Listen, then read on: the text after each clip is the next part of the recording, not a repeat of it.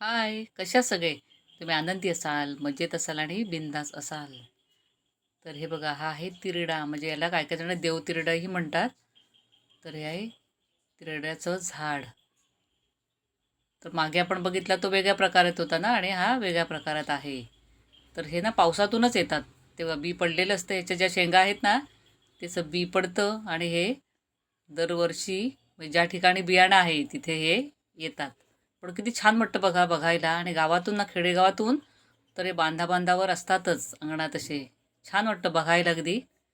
ते बघा, हे पण अगदी नाजूक झाड असतं. म्हणजे जरा जरी याला धक्का लागला म्हणजे फांदी वगैरे, तर ती लगेच तुटण्याची शक्यता असते ह्या झाडाची. म्हणजे लगेच तुटते, ती हातानेही लगेच तुटते.